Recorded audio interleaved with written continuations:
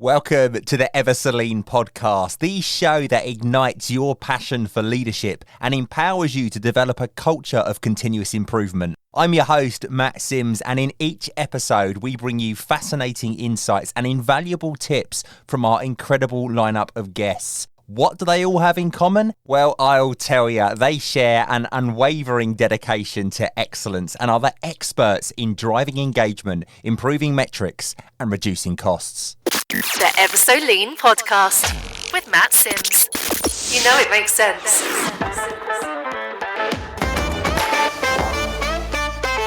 Welcome to the Ever So Lean podcast, where today we have a special guest with us here in the studio, James Dwan, CEO of Catalyst Consulting Limited.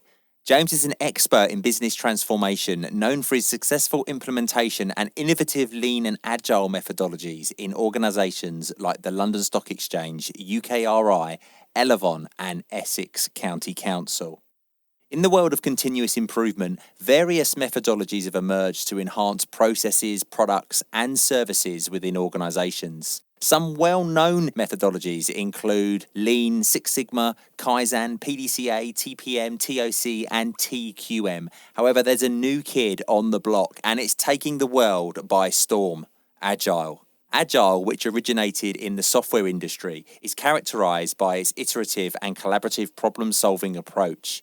It involves breaking down complex adaptive problems into smaller increments and supporting continuous learning and adaptation through rapid feedback. Whilst Agile is commonly associated with the software development sector, it can also be applied in a wide range of business improvement initiatives. Agile approaches such as Scrum and Kanban have proven effective in managing and tracking improvement projects. Today, we'll focus our attention on agility, exploring its origins, unique features, advantages, disadvantages, and practical uses. James Dwan, with his expertise in agile techniques and his ability to combine agile, systems thinking, strategy deployment, digital, RPA, and Lean Six Sigma, will provide valuable insights into the value business agility can bring to both team and organisational levels. As the CEO of Catalyst Consulting Limited, James brings his energy and leadership to inspire others. By delving deep into Agile, including its foundations, distinguishing characteristics, and practical applications, this episode aims to equip you with an entry-level understanding of the benefits of agility and how it can be effectively applied to your organisation. James, welcome to the Ever So Lean podcast. Oh, thank you very much, Matt. And can't tell you how excited I am to be part of this. As well as being a guest, I'm a big fan of the podcast. Oh, thank you. You're going to shatter your illusions now and you're going to go away thinking, well, that wasn't what I thought it was. Yeah, I get to see behind the curtain. You do, yeah, absolutely. So many people come on and they go, we're on video. Do you use the video because I'm not dressed for it? I'm like, no, don't worry, I won't use the video. I just look at it when I'm recording. I've put the makeup on for nothing then. Yeah, you could have put some clothes. You in his pajamas. If you could see him now. So tell us a little about your career story. How did you get to where you are now? I started out many moons ago as a software engineer, and through that, I was basically post-university, I was trying my hobbies out, trying to make a living out of my hobbies. And I started out, first of all, trying as a professional musician, and I didn't pay very well. And then I got into software because I'd always enjoyed a bit of a geek at home, programming. And my goodness, had they turned my hobby into a nightmare.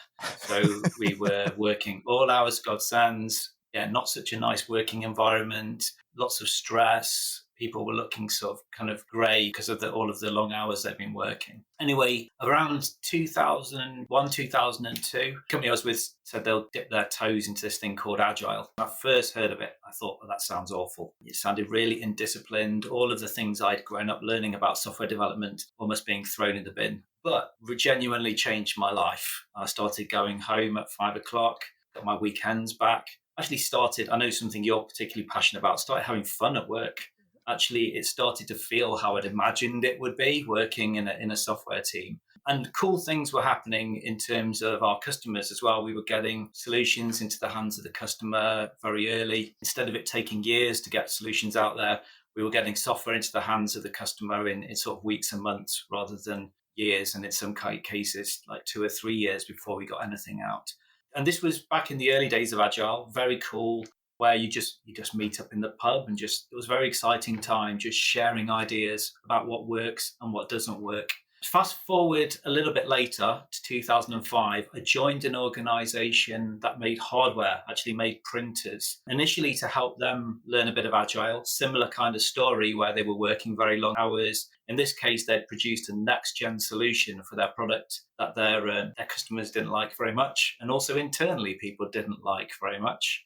And so essentially we taught them some Agile techniques, total turnaround. So changed it from a product everyone hated to something anyone with no training at all could install the software, design a label, send it to the printer and print it within 10 minutes with no training, like total game changer. And the senior folks heard about me, this weird guy in R&D who'd helped the software people do something cool. And they said, do you want to learn about this stuff called Lean? Again, I was a little bit concerned about Lean. That's probably a whole other story, because having come from this cool Agile world, when they started talking to me about processes, I just wanted to run for the hills. It sounded not at all what I was into. But actually, that's the moment in my life where I've really been very lucky, because it sent my career in an unorthodox direction. Someone like me would have stayed in software for years, having a very good time doing my hobby for a living. But actually what it's ended up being is a career path where I've actually been for at least the last 15, if not 20 years of my life doing both. Fantastic. I love hearing that sort of the background behind people. Everyone seems to have the same story in terms of the passion for delivering for a customer, or the passion for driving change always seems to be there with all the people we've had on the show. Yeah, absolutely right. And this is one of the things where what underpins it all are exactly the same behaviors. It's all about creating a joy of curiosity within your organization. It's about making it an environment where not only are we empowered to make change, but we're actually expected to challenge the status quo. And that passion, you'll find all of the same things. You go and see an Agile team, I don't know, practicing Scrum or practicing Kanban, you'll see that same energy, which you probably would see if we went and saw an organization where they're applying a lean management system, and that passion to drive things on the day. And honestly, it's probably what makes me tick the most, actually. I love the fact that the work we do helps organizations to get better.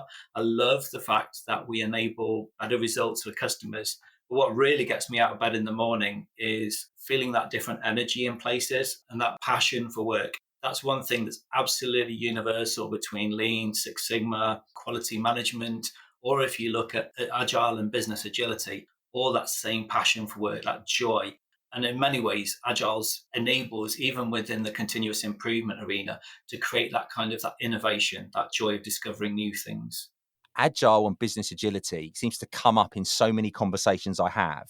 And I think people get lost in it because of, like I say, it is the new kid on the block. And people are like, how does this differ from the other ones that we see? And, all these different things flying at me. Which one do I need to do? Absolutely. And this is a very common thing. When people talk about Agile and Lean, to me, when you squint at it, I think they're actually the same thing. Interesting. Because what's at the heart of it all is seeing what you're doing through the eyes of the customer, delighting customers, all the things we know as continuous improvement people. So Agile is no different. It's all about looking at getting value to the customer. The main difference, though, between Agile and Lean tends to be in the types of problems that we're solving. Lean and Lean Six Sigma, absolutely fantastic for those times where we're doing things repeatedly. We have a recipe, the thing we call a process, right? Our shared understanding of the current best way of doing something. And we're looking to optimize it. We're looking for root causes and we're looking to improve. Agile tends to come in actually a different kind of problem solving. That's where we've got an inkling that our customer, in something that they're doing, that we could help them in some way.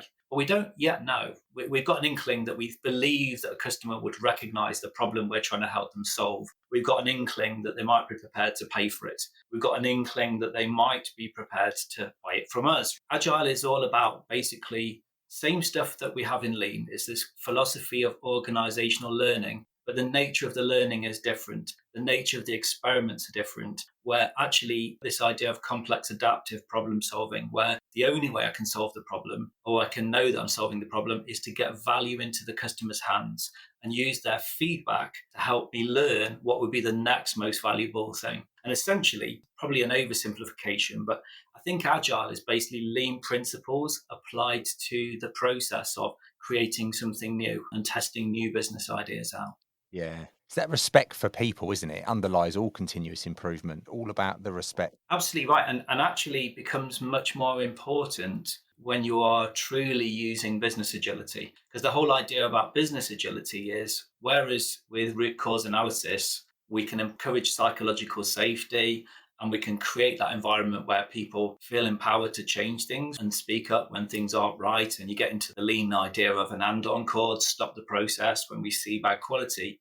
In Agile gets really actually into the psychology of human beings. I mean, Agile, we have this idea of hippos. Have you come across hippos, Matt? No, this is interesting. The highest paid person's opinion, right? So, Right, yeah. and the idea behind hippos in a lot of organizations is basically do as you're told. The whole philosophy when we get into Agile is we're allowed to be wrong, right? Allow ourselves to be wrong. But probably here Agile is talking about fail fast, which is not a term I particularly love, to be honest, because what we mean is learn fast. But it means start out with a business idea, start out with something that we think our customers are going to like, but be empirical about it. And by the way, all the same stuff that we know and love from continuous improvement, the idea of PDCA, plan, do, check, act. In this case, the plan, do, check, act is what's the earliest experiment we could run to check whether customers would like that, whether they would care about it. And that psychological safety becomes an even bigger thing when we're in the world of business experimentation, because humans grieve for these ideas, right? We so badly, especially hippos. We if you look at the way project governance is done in many organizations, it's kind of geared for someone like you or I. We go in and we encourage the senior leaders to want to invest in something, and we really sell them on the idea. And now we're personally invested as individuals. Our brand, if you like, is connected to that idea. So true. And from a systems perspective, that's starting to maybe drive the wrong behavior in me, because you're now the senior leader. You come along, you say, how's this stuff going, James? I'm going to be, even if I'm really honest, I'm probably going to be psychologically geared to say, everything's going wonderfully, actually. Thanks, Matt. We're all on track. Yeah, great customer feedback, except that's actually not driving the right behavior in me. I should be thinking, actually, maybe, we think we're right about this, but what if we weren't? And to be able to learn as quickly as possible and to be able to pivot away, we call it in business agility, pivot away from bad ideas to good ideas. So that if you think about it from the economic side of a business, make sure that we treat all of our investments like bets and make sure that we can invest wisely and learn very quickly. If we're not quite on the right track, reorientate ourselves, or sometimes realize we're completely barking at the wrong tree and stop. And that's why you'll see organizations doing it. One of the companies I used to work for, we used to have funeral parties when we discovered something was a bad idea, like a launch party. But what great news, we figured out that this is a bad idea and we should stop. So this is absolutely what you're describing, that kind of the stuff that we know and love from Lean, that we really nurture through Lean leadership behaviors, is mega important if you're wanting to build agility within your organization, because that's quite a tough thing for human beings, is to actually start getting to this generally empirical way of thinking where even ideas we're excited about, we're actually going to, as we would do in a continuous improvement project, we're going to run experiments and we're almost going to try and prove that it's a bad idea before we progress. If we can't prove it's a bad idea, then we know that we've got a good bet and we can persevere. I love the idea of laying to rest a bad idea and then celebrating it like a wake. That's so good. Well, interestingly enough, I've seen this not just in my own career, but I've seen this grieving behavior.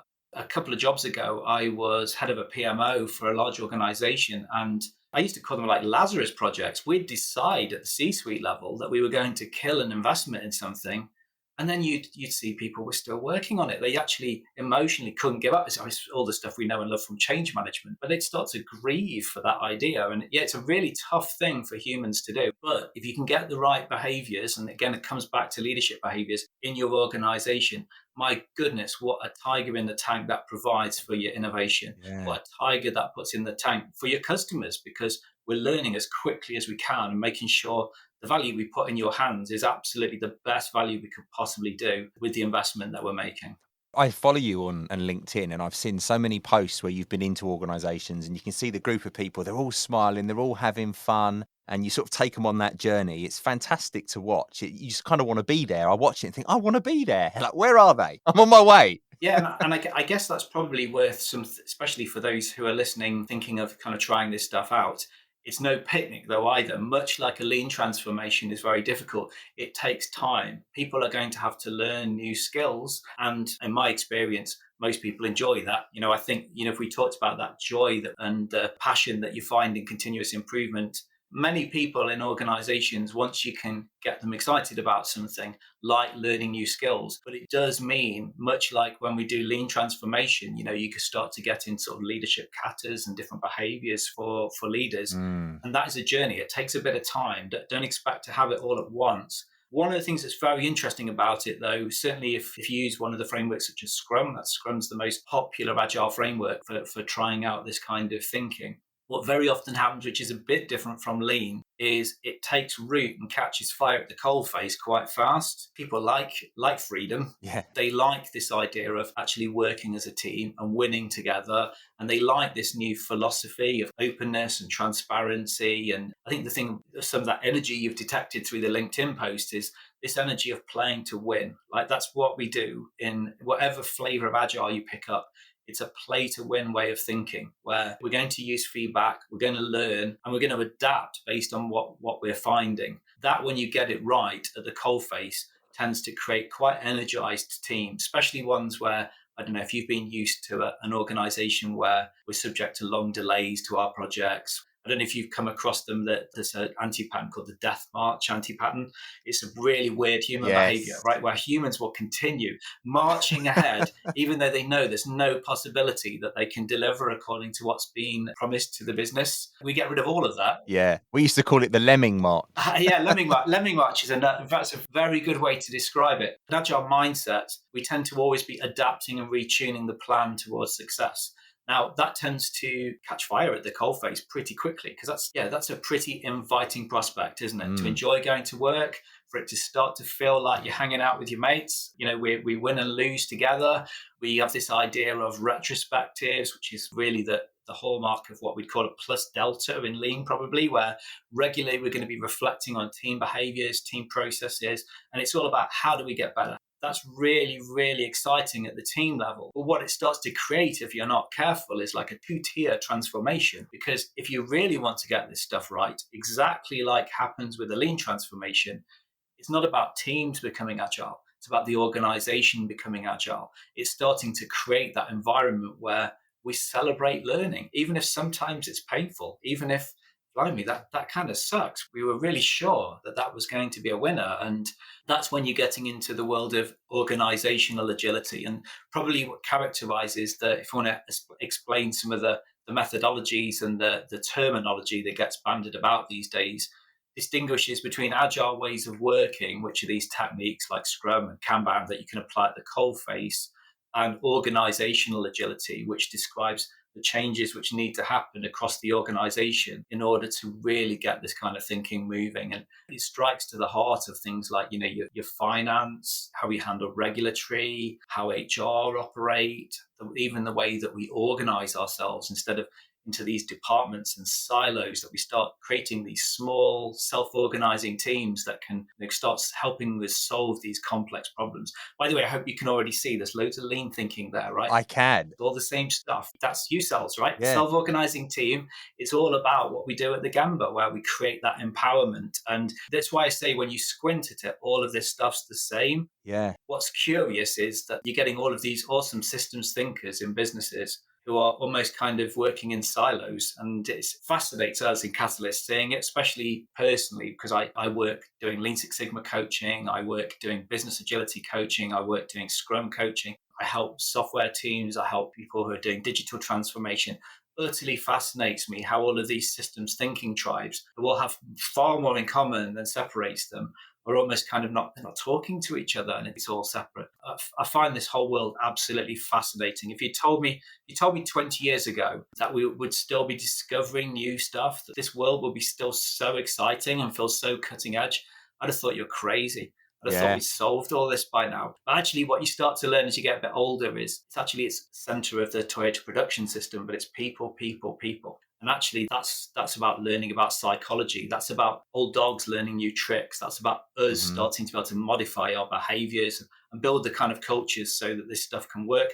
But good news, I think, is it's basically the same culture. If you want a lean enterprise or if you want business agility, a lot of what you need to build, especially at the executive level and the middle management level, it's all the same stuff. It's all about ask, don't tell. Do you know what I'm seeing? I see a little bit of familiarity with the Toyota Cutter. Yeah, sure. Because you've got the scientific thinking, you're encouraging people to do experiments to learn from before doing another experiment, and then to build towards the end goal. Yeah. It's very similar again, isn't it? It sort of ties in. You're absolutely spot on. Where this is really interesting is what's happening in organizations. Certainly for the last 5 years, I've been doing lots of work with senior leaders. I absolutely love that, by the way. It's one of my favorite things to do because I guess I'm a software engineer at heart, and I love looking at the nuts and bolts of organizations and how do they work and where are the constraints. But without going too deep into this stuff, but a lot of it's about understanding the nature of the problems that you're trying to solve. So let's talk about what's universal. First of all, this idea of purpose, this idea of knowing where we're going, right? I always talk about it as the big dream, right? And when I start with a client, I'm always asking people, what's the big dream around here? What are we trying to make happen, right? When we really get it right, what does it look like? And that creates a sense of direction and massive motivation. If you get into psychology, the work of Dan Pink's brilliant for this stuff. You come across Dan Pink stuff, the drive stuff? I have, yeah, it's fascinating. Yeah, absolutely wonderful. Yeah, this idea of purpose, this idea of autonomy and mastery, being able to get better at stuff. This is very important in terms of the psychology of an organization. But then you get into a bit like we do with value stream mapping. And you can, if you haven't done this before, you can do this with Business Model Canvas, which is a wonderful tool for understanding the nuts and bolts of a business model and an organization. You start to look at what do we look like right now? What's our current state, to use the lean term for it? And third, what are the next steps that we need to take towards the big dream? Now, you're probably sitting there already thinking, well, we have that in Lean. That's called Hoshinkanri, right? And by the way, the Agilists have nicked your stuff, right? So they, the idea of Hoshinkanri or policy deployment or strategy deployment, whatever you call it in your organization, is all about starting to understand that. But the nature of the problem solving in Hoshinkanri tends to be often focused at the systemic level around improving, optimizing, rather than necessarily something new. Where I'm going with this is what's curious about it is diagnosing what you're dealing with and applying the right technique. Absolutely vital business skill. And it's where I'm really excited for the continuous improvement community. In Catalyst, we feel like not only are we excited to help them be part of the conversation, but in some way to lead the conversation, because we are so good at that in the continuous improvement world. We understand value streams. We understand how to look at the 30,000 feet view across the business. We know how to look, where are the constraints? We know about things like sort of takt time and getting smooth flow. But this other bundle of puzzles that we were talking about earlier, where no amount of root cause analysis is going to help you. In fact, if you try, and you'll see when organizations misdiagnose, because what they end up in is analysis paralysis. Yes. They start trying to bust out the 5 whys. And by the way, we still use that in business agility. Certainly if you look at Eric Ries's Lean Startup and how to test really innovative ideas with the cheapest business experiment you can. We do all of those sorts of things, design an experiment, look for success measures. But what we're seeing is that we're almost expecting the execs to be able to diagnose the problem in the boardroom and give it to the right tribe. It's like there's a talk I do where I talk about all of these cool systems thinkers and they're all stuck in their own comic book.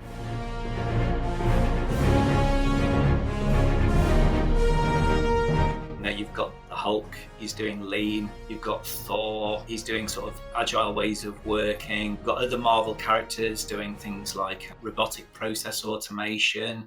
I was with the Chartered Quality Institute last week. That they're systems thinkers as well, but they've got their own thing going on very often. Amazingly, to my mind, sometimes separate from the Lean folks. And I'm always curious why that's happened. But really, I think there's a real avenue to bring together the Avengers here.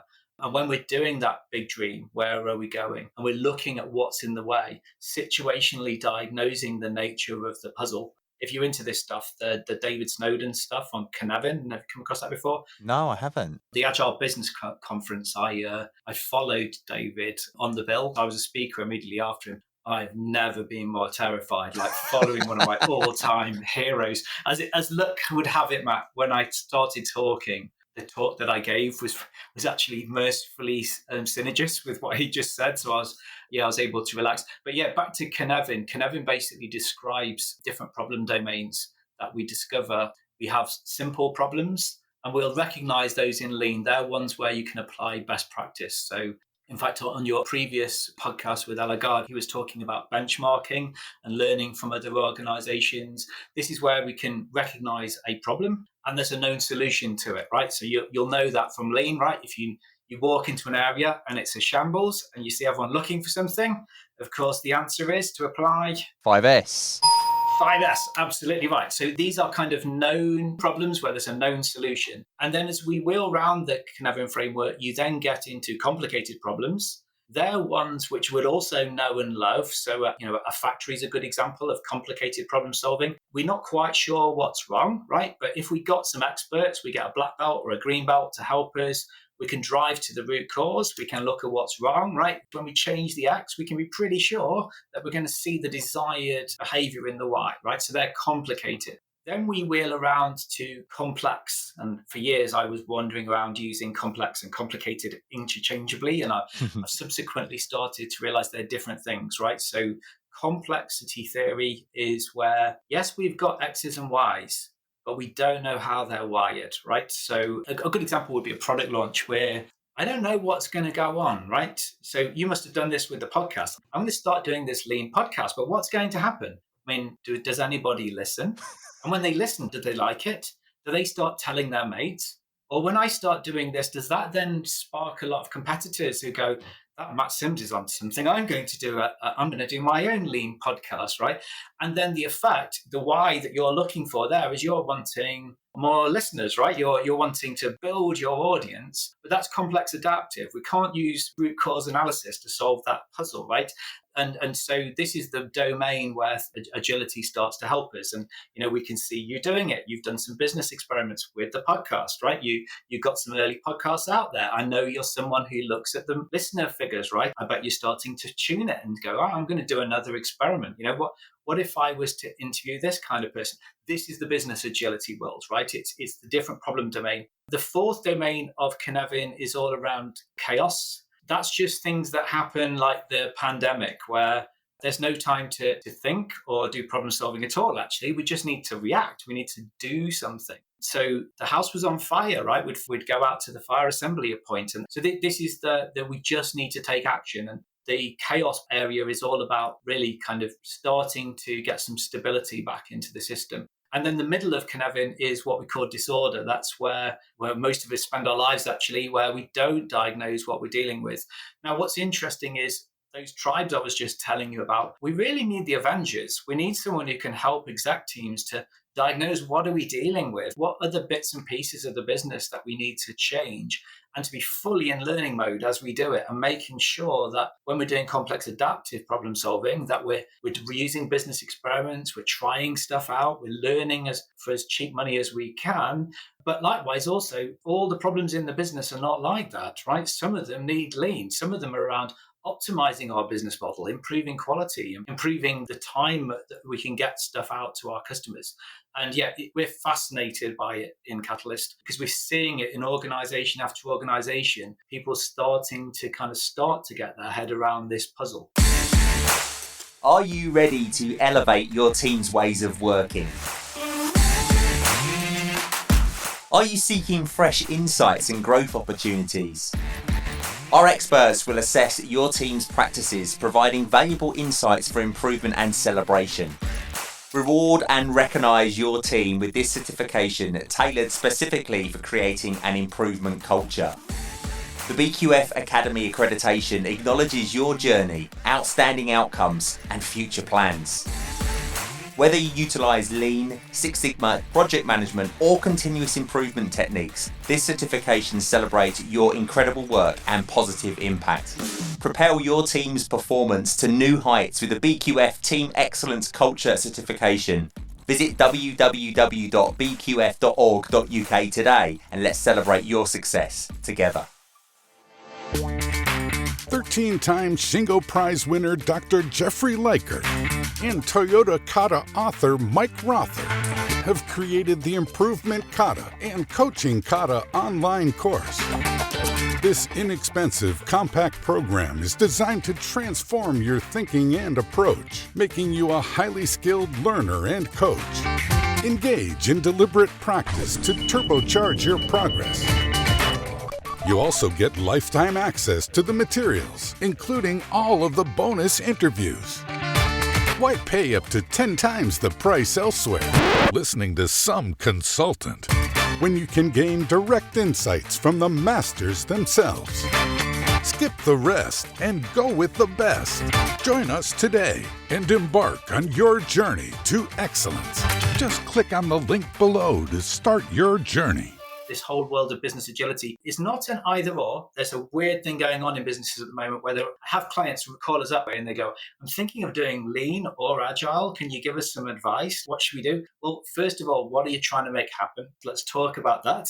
And then we can start talking about the technique. But I don't think it's one thing or the other. And I'm really into this idea of the skill stack. It's not about individual specialism anymore. It's going to be about these superheroes who've got the breadth of skills to be able to help organizations. I think they're our future Avengers. They're the people who are going to really build the businesses of the future. I think you've got such a unique, fascinating perspective on this. Generally, we work in one organisation. We work for that organisation. We're a very narrow view of that organisation. You're getting to go to all of these different organisations all the time to understand what's working, what's not working, the common pitfalls, what can be done differently. And you're able to take that learning to other organisations. Absolutely. I think that's such an amazing thing to do. I can see just by talking to you that the passion and the excitement about it projects. It's amazing. Well, I'm sure that this would disagree with me, but I feel like I've got the best job in the world. I think you have. I'm lucky to lead an organisation which is a very special organisation where, I think we've managed to capture something of the Holy Grail, or maybe the Holy Trinity of an organisation that's financially successful, an organisation that's loved by our customers, and an organisation where we're truly vocational. We all love what we do. And you're absolutely right in your observation, Matt. When people are enjoying what they're doing, very special things can start to happen. And I think really importantly, though, much like the continuous improvement community knows, there's phenomenal amounts of rigor that goes with this stuff to do it well. As I say, that's why right at the start, I say if you squint at it, it's kind of the same thing. You need to be really rigorous around getting better at stuff. You need to be empirical. You need to be able to really be honest with yourselves to make this stuff work. But my goodness, I can't really describe to you the buzz of a client where we've worked with them for, 2 or 3 years. And by the way, I don't want to give people the idea that we're closely working with them for 2 or 3 years. Then we'd be doing a horrible job, but we do tend to become friends, right? But when you go back to visit, you do like a keeping in touch day. It's so exciting to feel that different energy in the air. Organizations where everyone was looking at the floor and there was like friction and people weren't getting on, things were just not working. And then you go in and there's just like this energy. They can't wait to show you stuff. They're like, come and see what we do next. And I think what characterizes all these learning organizations, it's never good enough though, right? Never good enough. You go and see a Shingo Prize winner, they're almost embarrassed to show you around. Why do you want to come and see this with all the problems they've got? Honestly, that totally gets me out of bed in the morning. What an exciting way to make a living. Without going off onto a complete tangent, what I really believe is that left to our own devices, we're primates and we always end up behaving like primates, right? We'll find our way back into hierarchies and silos.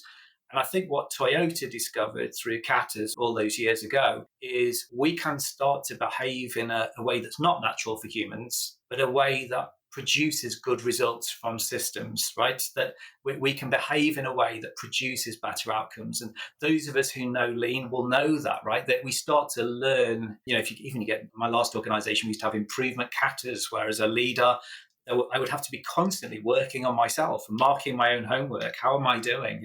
How did I do appreciating the staff last time? How have I done with my Gemba walks? You can start to act your way into a new way of behaving, and we can start to build these organizations that are good at this stuff. But whereas I would say it's an imperative in a lean organization, if you want business agility, there's just no question, right? That you need to be starting to really reinvent ourselves and the way we go about things. I always think, don't be afraid to fail. In continuous improvement, it's the way we learn.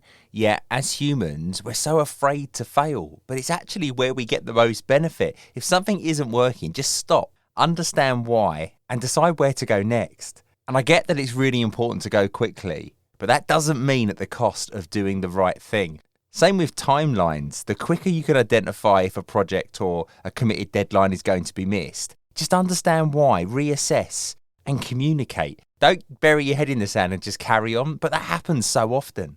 When I was head of a PMO, they were the things that used to drive me crazy. It's like, what, it's taken you a year to come to the conclusion that this is going to take twice as long.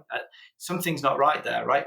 Someone knew something earlier in the process, and it's creating that environment where, we're having healthy conversations and we're excited about learning, even sometimes when the lesson we're learning is not what we were hoping for. And very powerful things can start to happen when we do that. But you're absolutely right with what you described, though, that the fun of being able to help build these kinds of organizations, it's just magic. I love it. I think there's nothing more rewarding that when you go into a site and you sort of coach and inspire some people, then you go away, then you come back and they make a beeline for you. Come and have a look what I've done, look what I've learned. And they take you through what they've done. And you know you've left this lasting impression on these people. Yeah.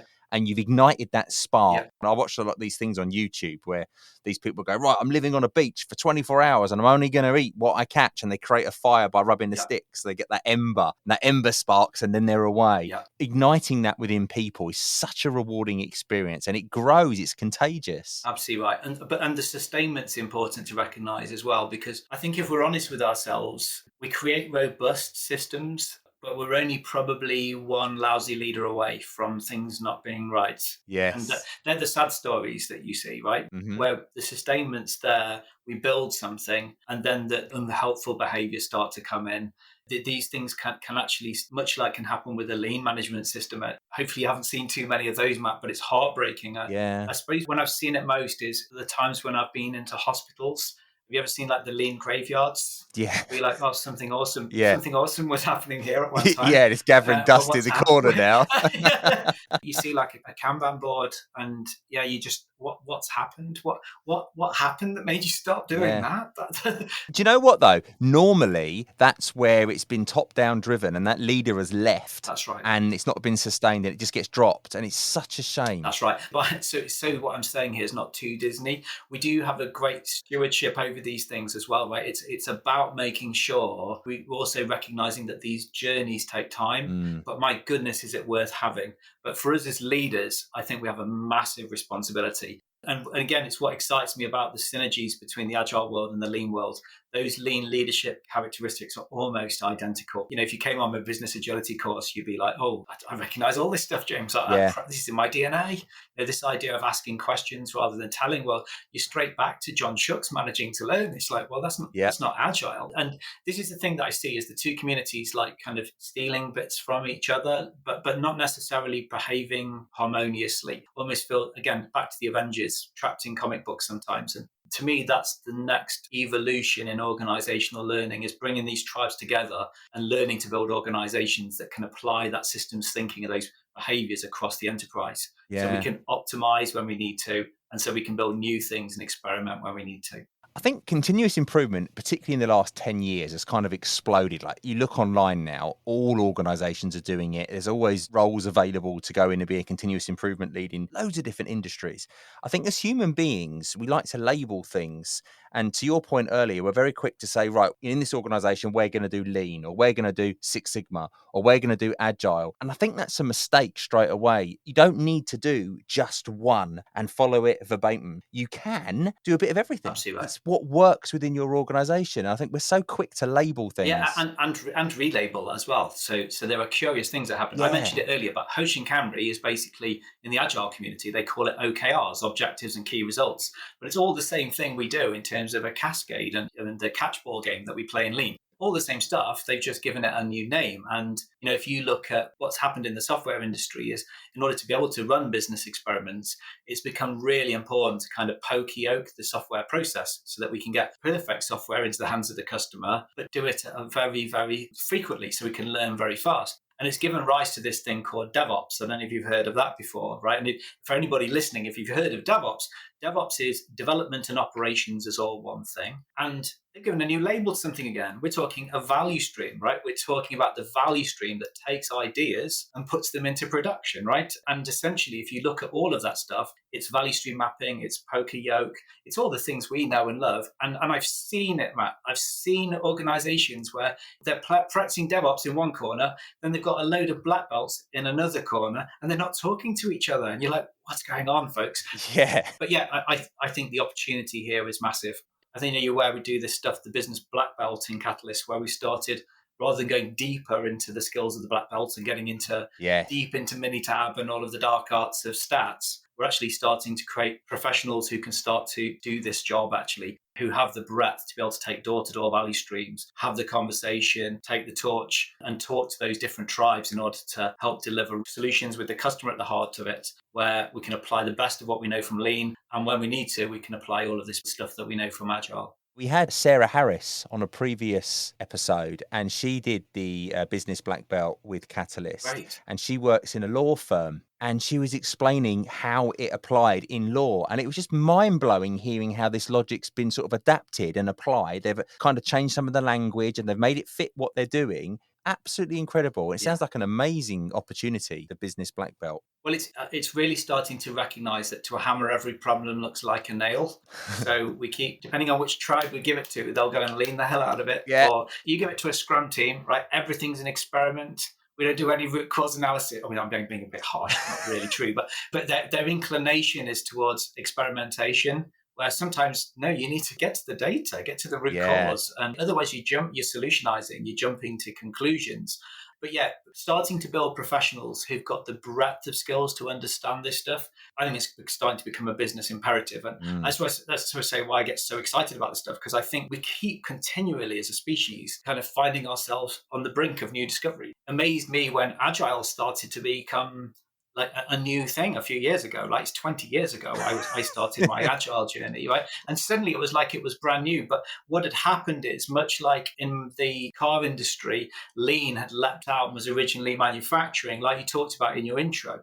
Agile's found its way outside of software, because those puzzles that need to do complex adaptive problem solving, that doesn't just live in the world of software. You find that all across businesses. Yeah. And the techniques of agile ways of working have an application broader than just complex adaptive as well.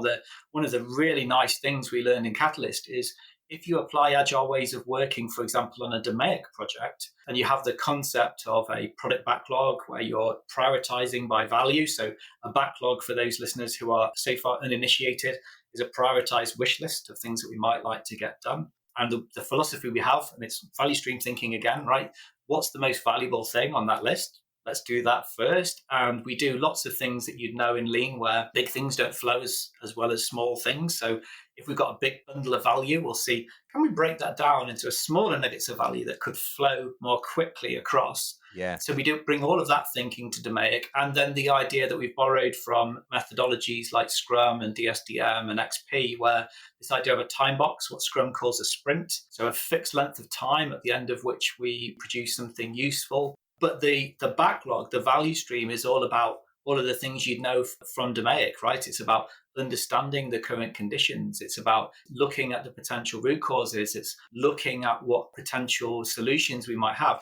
What we found when we applied agile ways of thinking to that problem-solving processes, not only did things start to speed up, because I don't know if you've seen this, but in continuous improvement, our biggest challenge isn't applying the methodology. It always works. It's finding the time to apply the methodology, right? It's everybody's 100% busy 100% of the time. Well, through applying agile ways of working to a continuous improvement project, what we found is, and for those of you who've done like Kaizen bursts and Kaizen events, you'll kind of recognize what I'm talking about, create some intensity around this. And the process of applying agile ways of working to continuous improvement creates an urgency to what's happening. And at the end of the sprint, when we do what Scrum calls the sprint review, and we look at the value we've created, what that does for free is it starts to create this stakeholder engagement, this openness. You've seen the ones where it's done badly, right? Where a bunch of 5 people goes and does secret squirrels and never talks about what they're doing. Yeah. Versus what we know from Lean, like respect for people, right? Let's make sure that we're making that social process. What you find is sprint by sprint, we're getting the feedback from the team and feedback from the wider stakeholder group. And then interestingly, and this might give DMAIC purists the heebie-jeebies, by prioritizing by value and adapting the plan, what you tend to find is that DMAIC starts to become a little bit phaseless. The project isn't in a phase of DMAIC. The work belongs to a phase of DMAIC. So we might be in the define phase, still figuring out a problem statement, but actually the next most valuable thing to do is to start collecting some Y measure data around the cycle time of the process. Well, what happens? The value stream thinking again, when you don't waterfall DMAIC, you start to find you can shrink the timeline down. You can start to get an intensity to the work. I think most experienced practitioners of Lean Six Sigma would do this anyway. We tend to be pragmatic about what we're doing.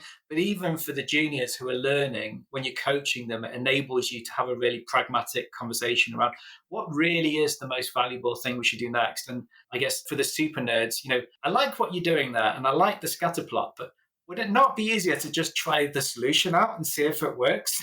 I guess what we're starting to illustrate here is the coming together of these worlds, and how I think if you're a continuous improvement person out there listening to this, I think it's mission critical that continuous improvement people start to augment their skill set, start to be able to understand this broader world, and for especially those who are ambitious. If you've got ambitions to move into a leadership position, I think the leaders of tomorrow absolutely need this broader skill set. And whilst we can do a lot of good in the world with continuous improvement and the techniques and the mentality, you bring the agile mindset alongside it, my goodness, then the magic can really start to happen. Now, when you think of agile, you always hear the term scrum. Yes. I'm presuming, and that's always a dangerous thing, that relates back to a rugby scrum. Am I right? Yes, you are right, but the story gets more curious. It goes back to an article in the Harvard Business Review called The New Product Development Game, if you want to look it up. They talk about how our old ways of doing product development in silos, where we're kind of each silo's doing something and then at the end we bring it all together, just doesn't work. It's too slow. When we're on the wrong track, it takes us ages to learn, to spend a lot of money. And it talks about this new product development game where a small cross-functional team passes the ball between each other. Now, what they revealed when they called it Scrum is they don't understand rugby, because that's not what the scrum is, right? Yeah, but let's forgive them that. You're absolutely right. There is a rugby link. And going back into the origins of Agile, what it brought about was a kind of a sea change in the industry. Basically, a bunch of enthusiasts met up in Utah in the United States, and the people who came up with Scrum, Jeff Sutherland and Ken Schreiber, were part of that meeting. But a load of people had been basically sort of experimenting with software, thinking, there's got to be a better way of doing this. We all suck.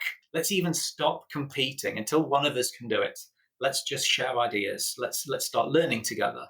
And they got together in Utah, which in this snowbird ski resort, really for a bit of a jolly. Like, it was a nice place to go, right? And I don't think anybody had particularly high hopes. But what they found was when they started talking from their separate pieces of work, they started to be able to agree on an awful lot of things. And they started to be able to agree fundamentally it was a good idea to get tested working software in the hands of your customer as soon as you can, and use their feedback to help govern what you do next. And it's this idea of adaptive planning. And so they codified it into what's called the Agile Manifesto. The Agile Manifesto says we're uncovering better ways of delivering software by doing it and helping others to do it. And it was at that meeting they coined the term Agile to describe what each of them was learning separately. And there were lots of sort of common patterns emerging.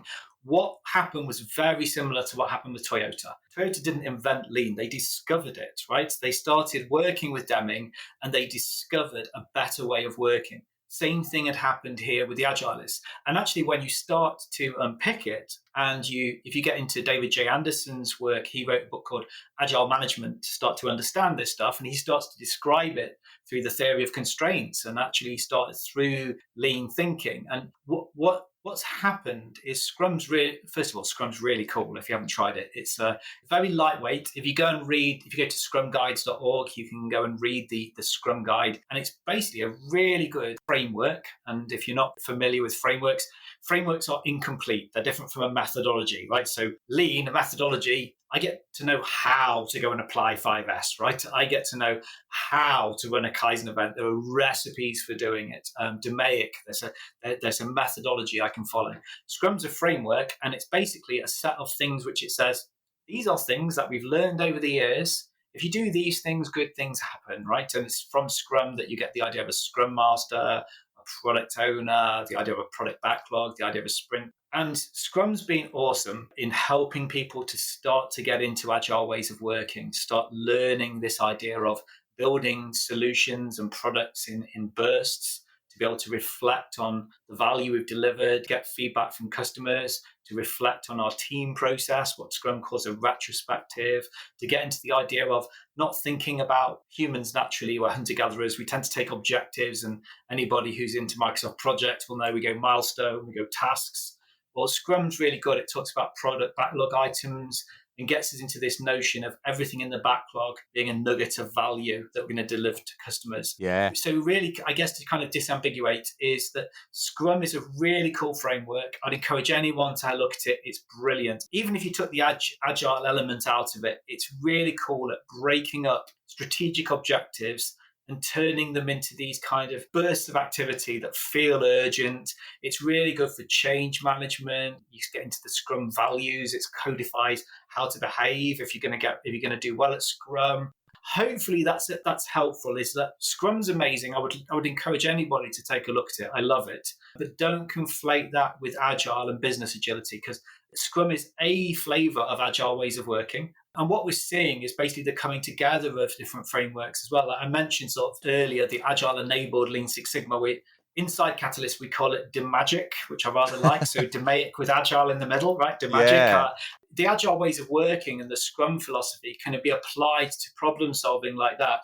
But business agility is really building organizational muscles, and it's much more closely aligned with stuff that we would talk about, like when we're looking at things like Hoshin Kanri. And that's really about starting to see the enterprise as a system and to be able to apply the right techniques, the right medicine. Agile is basically a mindset, a way of thinking. It's a way of approaching problem solving and thinking about your customers, thinking about customer centricity, thinking about innovation, thinking about being able to learn and try things out and creating that environment. And Scrum's a really cool way that can help you to do it, but they're not actually the same thing. Joe, so often, and you really made me think about it just then, that I've gone into organizations and they tell me that they're doing lean or they're doing continuous improvement. Oh, And they'll say, we just need to create some metrics to measure the impact. And I always say, but you don't need to create metrics. Just use your business KPIs. Whatever you measure for the business, that's your metric. Oh, no, we've got to create them. Amen to that, Matt, right? So this is something that I get all the time with agile transformations. And they say, yeah, we want to measure how we're doing. And we're like, well, first of all, I don't know that there is an end state. So I don't know if I can measure. We all know perfect somewhere we're never going to get, right? And it would seem a bit sad if we felt like we'd made it, this somehow nirvana state. As I mentioned earlier, Shingo Prize winners don't feel like that. And that's why they're so good, right? Because they're constantly trying to make things better. But that's exactly it. When clients ask that, I say, how will we know? Well, we'll see it in your business measures, right? It's all about really kind of business measures at the end of the day. But I think ultimately, yeah, if you're looking at measuring agile transformation, much like with Lean, if you really, really want to measure it, I think you measure it through human behaviors. That's the ultimate leading indicator of how things are going. You've inspired me. And I think it's useful information for people as well, because it's so easy to get swept up in your organisation and not think about this stuff. And I think the fact that you've got this breadth and depth of knowledge and you're able to give this advice is superb. But the time has come, James, for you to be put to the test. Yeah, okay. This is the moment you've been waiting for. It's a bit I've been worrying about, Matt, to be honest, but let's see how I do. Now, I've got 3 cards in front of me, card number 1, card number 2, and card number 3. Each card has a different subject matter that your questions will be based on. And it's an easy game. Basically, I just fire you questions over a 60-second period, and you just can't answer yes or no. You can say anything else, but not yes or no. And I'm going to try and catch you out. Easy as that. Okay, let's see how we do. So what do you want? Card 1, card 2, or card 3? Card 3. Card number 3 is beer. Ooh. It's all about beer. Do you drink beer? I like beer. Recently, I've been having non-alcoholic beer. Yeah, same. Do you know what I've been drinking that's really nice? Right, I know we're going a bit off piece here, but is Brewdog. They do like a multi-pack. I've done it. They are amazing. Yeah, I caught you out. This is a practice. No, but they are amazing. They're non-alcoholic Brewdogs. Are incredible. Yeah, I'm very into those non-alcoholic beers. Weird thing, never really decided to not drink. Just didn't drink for a while. It felt really good, so I kept doing it. But Oh, good on you. Anyway, I'm still going to try and catch you out. Some of the questions might be a bit irrelevant. I do still love beer, Matt. Beer mats. I've been called some things in my time, James, but a beer mat is the absolute scrape in the barrel. I am ready. Right, 60 seconds are ready to go. If you hear the gong, it means you failed. Question 1. Are you familiar with different beer styles? I am familiar. I used to live in Antwerp, which gave me a good grounding in not just the English beers, but also European beers. Wow. Did you say Antwerp?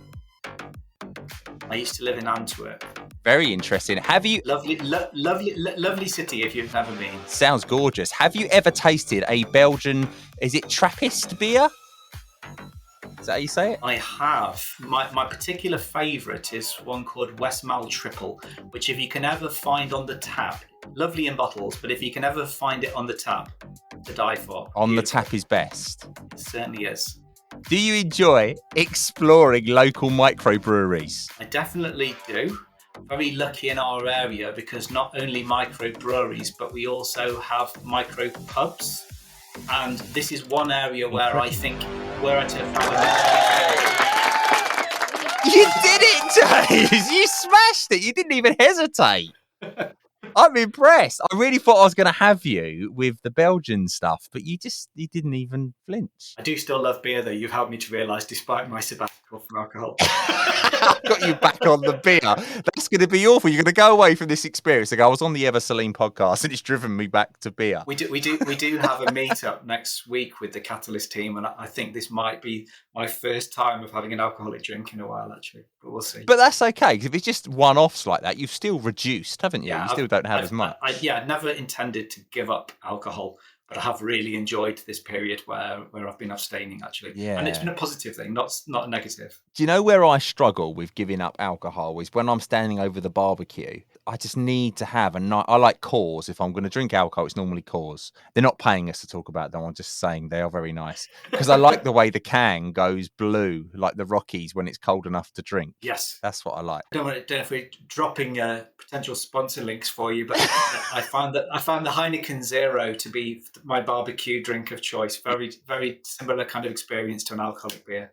Yeah, and that's my favourite non-alcoholic one, is the Heineken one. Is really, you wouldn't know. I gave it to you without telling you, you wouldn't know. Heineken, if you're listening, you need sponsorship. Yes, brilliant. If they say no, we'll just cut that bit out. Right, brilliant. James, you've been absolutely amazing. Before I let you go, is there anything that you want to share? Anything that's going on in your world that you want people to be aware of? Yeah, I think probably, I mean, we talked a little bit earlier about the business black belt, but if you've heard about this stuff and you're interested, we offer 2 training programs, which are great getting started places. So we offer the IC Agile qualification and Agile fundamentals. That's really pitched at the team level and is all about learning how to use the techniques. Interestingly, not pegged against a specific methodology like Scrum. But if you wanted to then go and learn Scrum, you'd find it really easy. We do that in-house for face-to-face, where we use Lego and get you to build a Lego city. Wow. Using the Lego for Scrum simulation. You're painting a great picture. I really do feel like I'm just having fun at work. This is playing. But no, in all seriousness, it's really, really useful vehicle to get people into that mindset of play while they're absorbing lots of new intellectual concepts. Because learning Agile and Lean is a little bit different. Whereas in Lean, it's like there's lots of tools and techniques to learn. Agile, you're rewiring your brain to think differently and in a way that your brain doesn't naturally do. And getting people into the joy of play while they're doing that is a very powerful thing to do. And we do have, for those who come on the open training for the Agile fundamentals, something very, very similar. We get you to build a travel brochure together because we're in a virtual environment, but similar kind of thing, gets into the joy of play. And after 4 8-minute sprints, every single time, it's just so much fun to see the look on their faces. And they realize they've been building the product for less than an hour, including their planning time, and they produce something awesome. And then the other course that we offer is probably going to be very interesting above Agile fundamentals or business black belt if you're wanting that breadth of expertise as a CI practitioner. The other area is the business agility foundations, another IC Agile accredited course. So you're getting a qualification in this that's internationally recognized. Business Agility Foundations is much more positioned at the organizational level. So like we were talking about earlier, teams on their own can't become agile. You need to start thinking about changing the way you think in your organization if you really want this stuff. And you want to be able to create an organization that can adapt. So probably can tell by listening to me through this podcast, absolutely love this stuff. And if you're sitting there or running like I do when I listen to your podcast, and some of the things I've been talking about today resonate with you, do pick up the phone and have a conversation, because we love helping organizations. We'll never force our help on anybody, but we're seeing more and more these challenges where some of our, let's say, old-fashioned ways of doing continuous improvement, we shouldn't call it that, but where we need to upgrade the thinking right through to like running a big dream session with an exec team. What does it look like when we really get it right? To business model canvas facilitated. But there's a whole bunch of things we can do to help. And yeah, just pick up the phone and have a chat with us. Catalyst is an absolutely amazing team. They practice what they preach. If you get involved with them, you'll see exactly what I mean. They are a wonderful group of people who really inspire you to deliver excellence in your organisation. And their website is www.catalystconsulting.co.uk. If you're a CEO listening to this and you're wanting help at the C-suite level, right down to you're wanting some help getting this thinking working at the team level, where we can help you with that full journey and grow with you, which is the important bit. So if it starts out in the team, we can help you to actually navigate the organizational challenges, which will inevitably come as this spreads like a positive virus, actually. But it's very important to get it right. Otherwise, you can get a bit sick. It's the way I think about it. It's all about the journey. That's right. Lovely. Thanks so much, James. Thank you very much. It's been an absolute pleasure. Loved it, Matt. Some key takeaways from today's enlightening discussion with James. It's about making it enjoyable, creating an environment where people are empowered to make change and challenge the status quo, creating passion for change within your organisation. Now, creating that joy of discovery just can't be bought. It's imperative to a healthy organisation. Agile is all about getting value to a customer. Its framework is a set of values, principles, and practices that guide the implementation of agile frameworks like Scrum and Kanban. James spoke about these today, and it emphasizes cross-functional teams, iterative deployment, and continuous improvement. Key components include a product backlog, fixed time sprints, iterations, daily stand-up meetings, sprint reviews, and retrospective sessions, and a focus on delivering value and adapting to change. Agile really does foster collaboration, customer involvement, and above all, flexibility. What Agile does really well is it gets into the psychology of human beings. James introduces to HIPPO's highest paid person's opinion. Love that. Now, although the term may be new, you may recognise the behaviours of a HIPPO culture. Basically, it's do as you're told. In an agile culture, you are allowed to be wrong. In fact, you might say it's encouraged. It's about learning fast, asking questions like, what is the earliest we can run an experiment to check if customers would like that information or care about it? Pivot from bad to good ideas. Run experiments. If it doesn't work and it's going in the wrong direction, just stop and try something else. James shared a great idea where bad ideas are laid to rest and celebrated in a funeral party. This is brilliant. Now, such a great idea. Let's prove that it's a bad idea before we progress. If we can't prove it's a bad idea, then we know we have a good idea that we should progress and explore further. It sounds so simple, doesn't it, when you put it like that? It really does.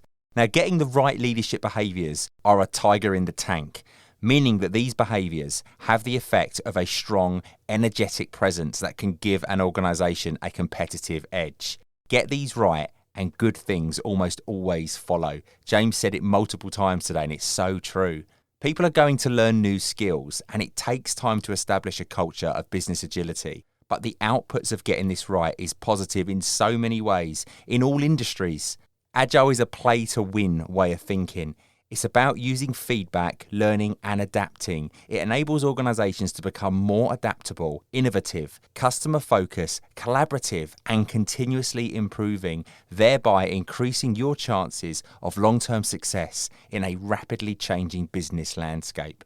Now, I asked James what was a scrum. It's a term you hear all the time. And James explained that it's quite a common question, actually. He described it well when he said it's a flavour of agile ways of working. Scrum is just one example of an agile framework for managing complex projects and product development.